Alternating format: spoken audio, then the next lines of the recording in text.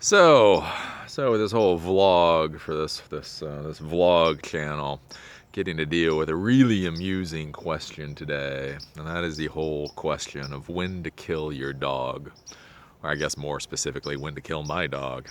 That sounds a little brutal, sounds a little cruel, but really that's what it is at the end of the day. It's not putting a dog to sleep. It's not putting a dog down. It's putting this creature that's been with you for 9 years, who has looked up to you for everything in its life, who has comforted you, and at some point you have to kill it. Maybe using injections, maybe a pleasant-ish way to die, I suppose, but you've got to decide when to die. So what I'm dealing with right now, so we're prepping for these trips and all that, and as I've told you guys in the vlog before, we found out our second little corgi, the corgi we have left, we found out has bone cancer. We were told like Wednesday or Thursday, not that of last week, which basically means 4 or 5 days ago, that he had 4 to 6 months to live, possibly a year, possibly a year. So when they say possibly a year, your head says it's gonna be a year, right? Yeah, believe me, I'm like every other human being in the world. I swear I am. So unfortunately, 4 to 6 months, possibly a year, possibly next week. So Tonto now, basically with dogs, the main way to see that their time has come or something is just horribly wrong with them is when they stop eating. Like for dogs, eating is everything. So when they stop eating, it's a bad thing, and especially with Tonto. Tonto has always been food motivated. Tex wasn't so food motivated, to be honest with you. He liked sports. He liked nosing a ball around. He liked going after sticks, and he would definitely eat, and he would definitely eat treats. But it wasn't the most important thing for him. Like half the time, like if there's a treat, he would run off and grab a toy and see if he would throw it, type of deal. Whereas Tonto always wanted food, always. And so things were going along fine on Friday, and then yesterday, Saturday, he only ate about half of his food, which was worrisome. But then again, he has bone cancer, so but then today, he's basically almost eaten nothing. So he ate a pill pocket this morning, when basically I more or less kind of guilted him into it. He wouldn't eat it when my wife gave it to him. And so I sat him down and put it in front of him and said, "Don't you want to eat it?" And so he ate it. But, there wasn't really any excitement there. It seems like he was more eating it because I wanted him to eat it. And then he hadn't really eaten anything else today. We had a friend of the family come over, and she knelt down, and she took some of the soft food and put it in her hand, and he ate some that way.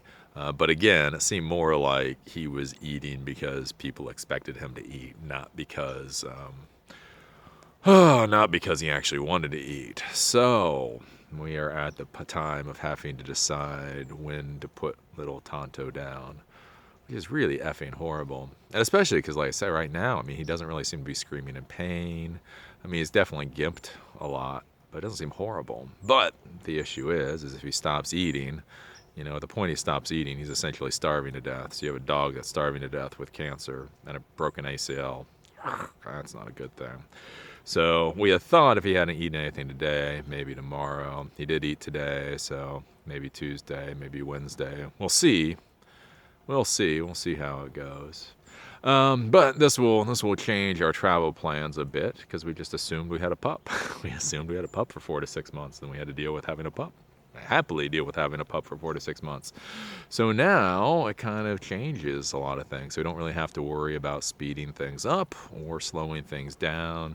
We don't really have to worry about finding RV parks that allow dogs or any of that kind of stuff, because it's not going to matter, because whether it's tomorrow or Wednesday or even Friday, he's not going to make it till we leave. That's just blunt. So that changes some things with our plans. And again, that's with travel and adventure and all these kind of things. A lot of times plans change based on stuff that you wouldn't have imagined a couple of weeks ago. So that's happening. The one thing that may really change with this is one of the things that we're discussing is My father actually has a place out in Hawaii, and he's been bugging us to go out there for the last few years. And so we may actually end up going out to Hawaii before we start the little RV trip. Because the thing is, it's like we're in Baltimore, Maryland, so it takes it's a 15 to 16 hour flight or trip to get out to Hawaii, or to where the island that they're on specifically. And then the problem is my wife doesn't want to spend 16 hours continuously on a plane. So if we go, she wants to break it up over 2 days, which means it's 4 days of travel to get there and back, which means if we're gonna go for a while. So at least 3 weeks, right? You're gonna go for 2 to 3 weeks. 3 weeks realistically if I'm gonna go through all that crap. And the thing was before is we had dogs, and that's the thing with family members. They don't really quite don't quite get it. It's like, yes, I don't mind putting our pups in a kennel for a week. If there's a good reason, I'll put our pups in a kennel for 2 weeks. Putting our pups in a kennel for 3 weeks, I mean, come on, they're little pups. They look up to us. I mean, putting them away that long is. I have done it in the past. We've done it once or twice over like the 9 years, but it's not something. It's one of those things, kind of had to be done type of deal. It's not something I'm very enthusiastic about. So when my father keeps saying, "Come out, come out, come out," it's like, yeah, we got responsibility. We got these dogs and all that, and it's like, and it's like, So we've been putting him off for a while. So we may end up actually going out to Kauai. I think it's Kauai. I'm not sure how the hell you say any of those names. So we might be going out there for 3 weeks before the RV trip.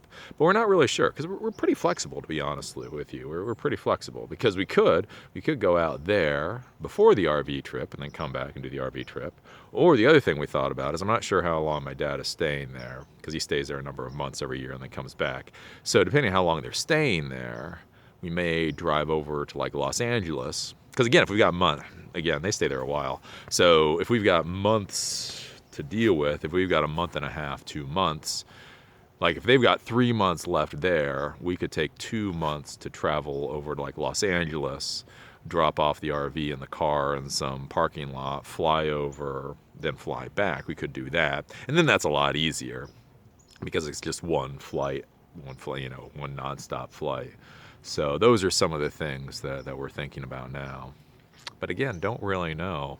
As you will learn in this little adventure as we go on this adventure, once we get out into the real world of the adventure, is I don't have plans. Everybody thinks I'm joking when I say I don't have plans. It's like, man, I travel without plans. And they're like, no, Eli, what's your plan? I'm like, I don't have a plan. No, seriously, what's your plan? I'm like, I don't.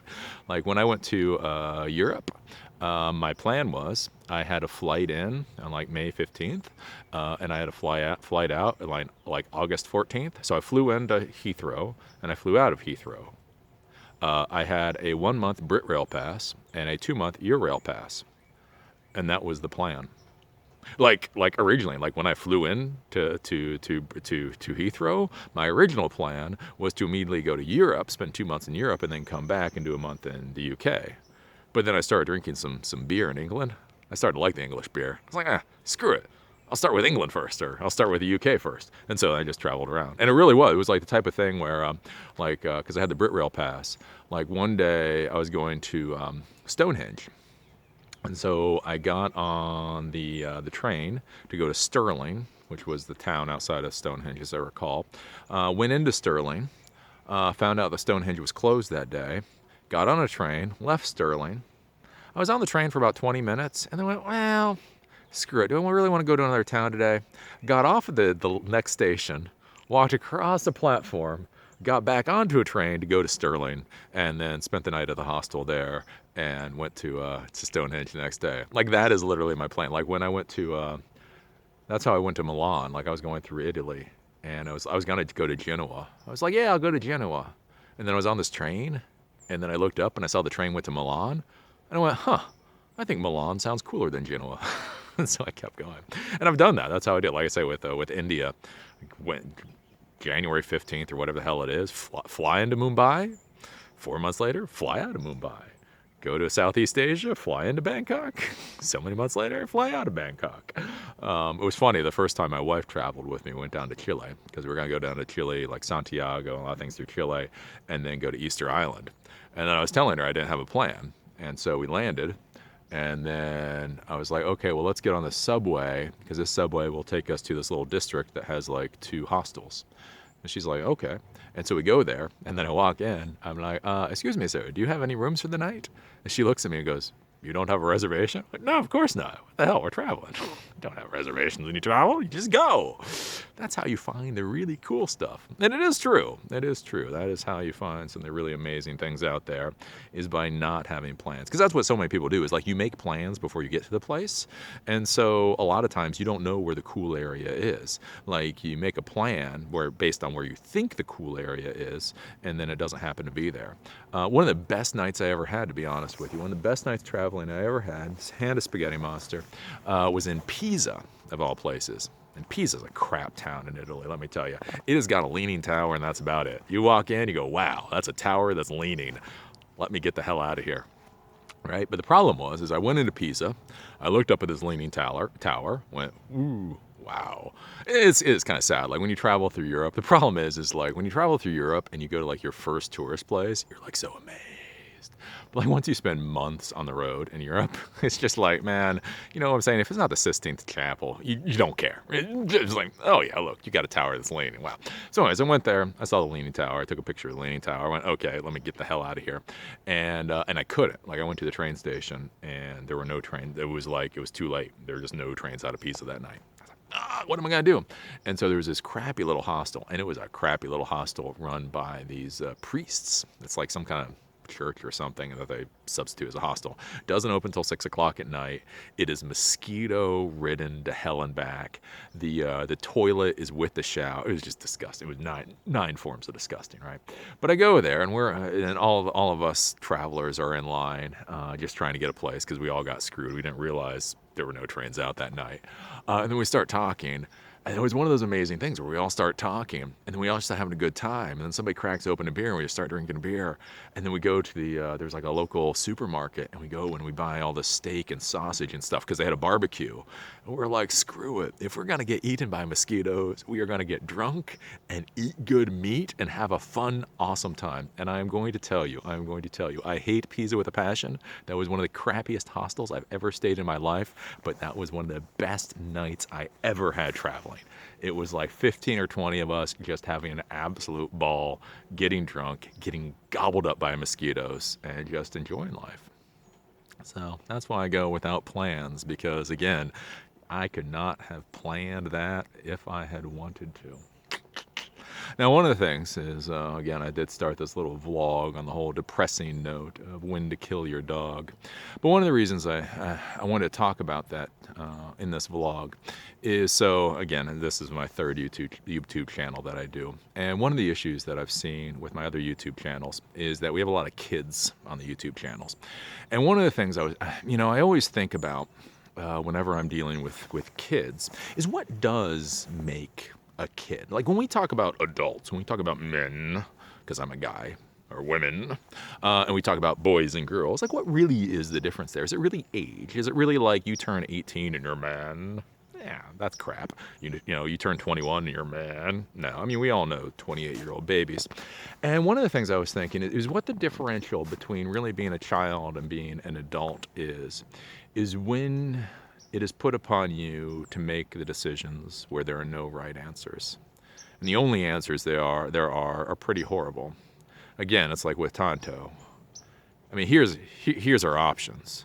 We either kill our dog at what we think is the appropriate time, or we watch our dog suffer until it dies on its own.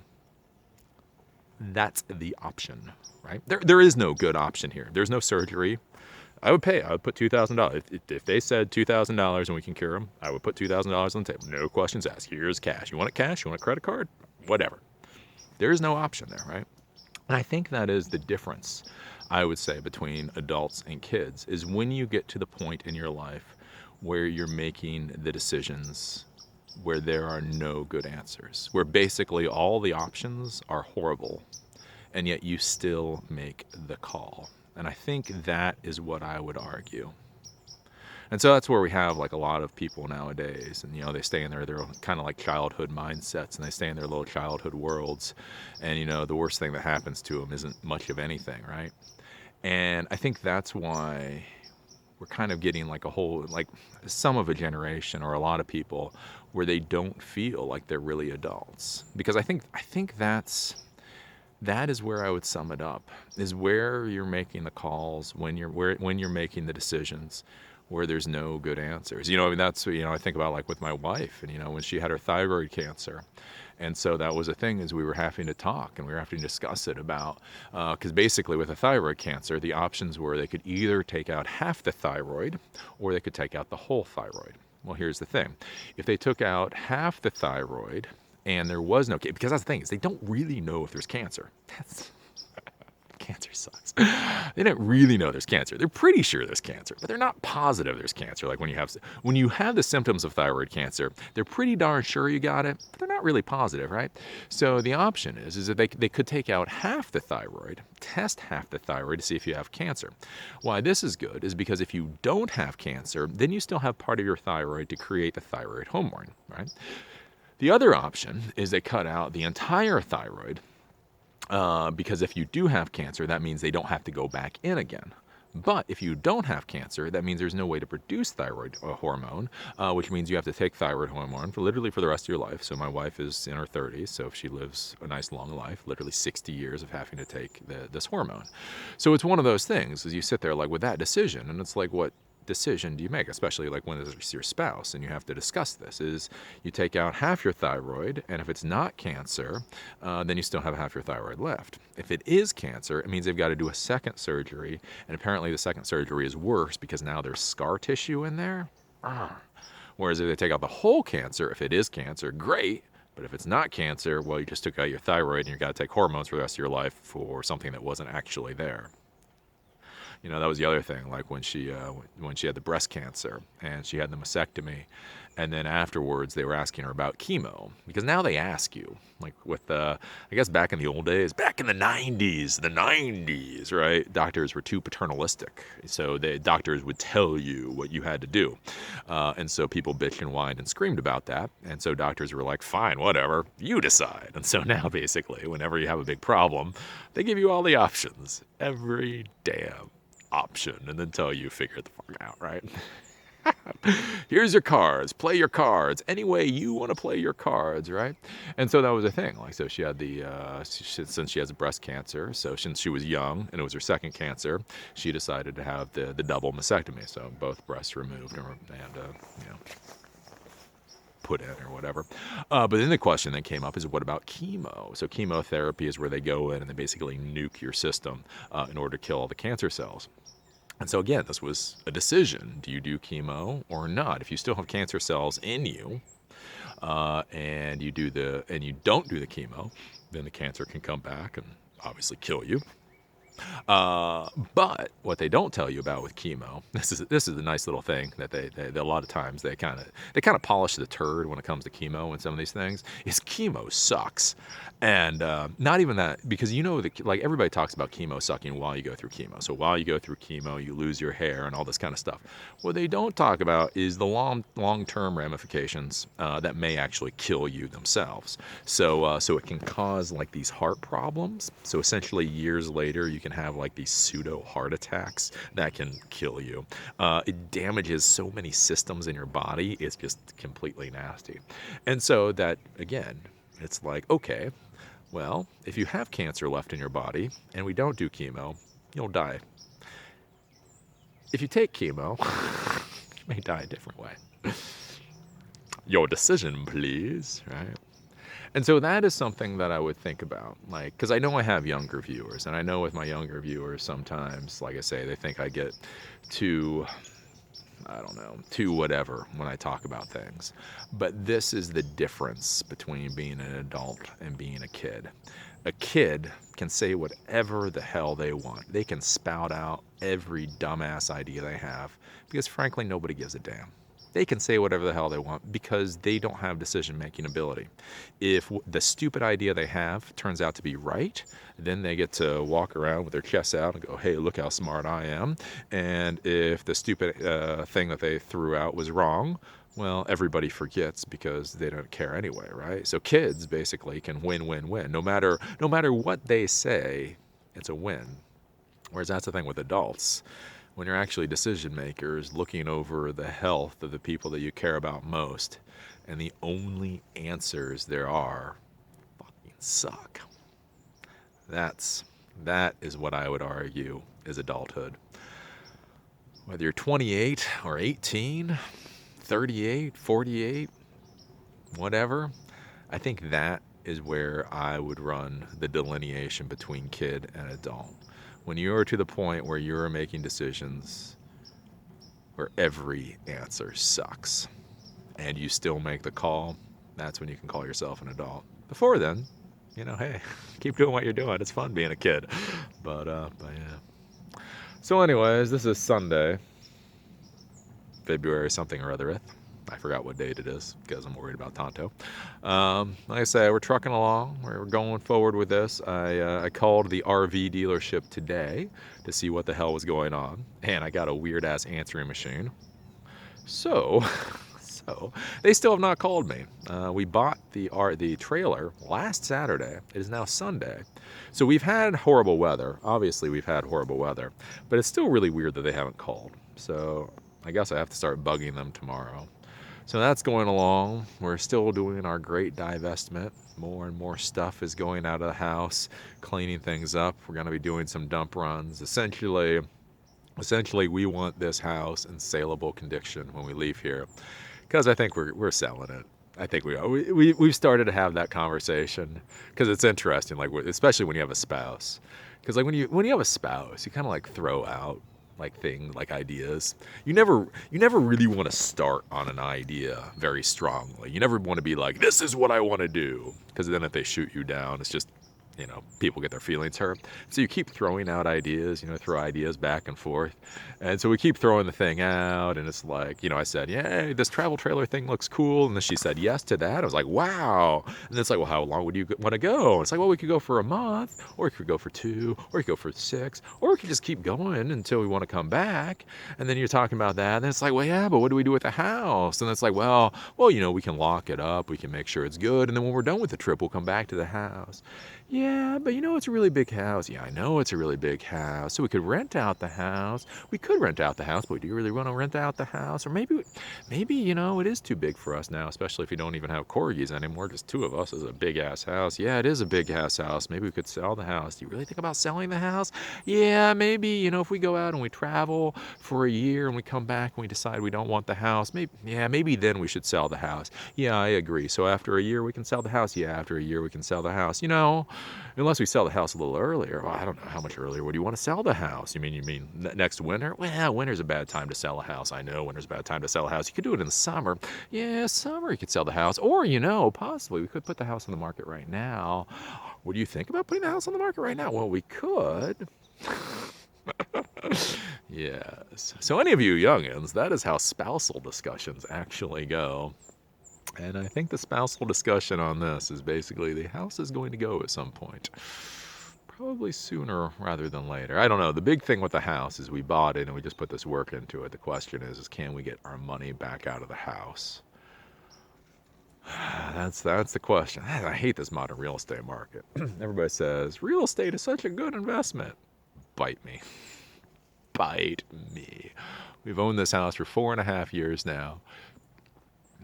Because normally the idea is when you own a house is you don't want to own a house any less than 5 is the theory. So if you own the house for 5, then you should be able to get out of it without losing any money. So we've owned this for 4.5 years. And yeah, if we keep it for 5, maybe we can get the money we got into it. I don't know though. We still own our townhouse down in Baltimore. And we bought that 9 years ago. 9 years ago. And we're probably going to lose money. We're probably going to lose a decent amount of money when we sell that thing. So, as I've said, there are many... In the computer world, I am very good. In the adventure travel world, I am very good. In the real estate world, I suck. I suck. The one thing that I cannot do in my life, I should never do in my life, is flip houses. I want you guys to promise me. If I ever talk about, hey, I'm getting into this flipping house business, I want you to all come and do an intervention. I suck at real. I don't know why I'm so bad at real estate. It's so weird.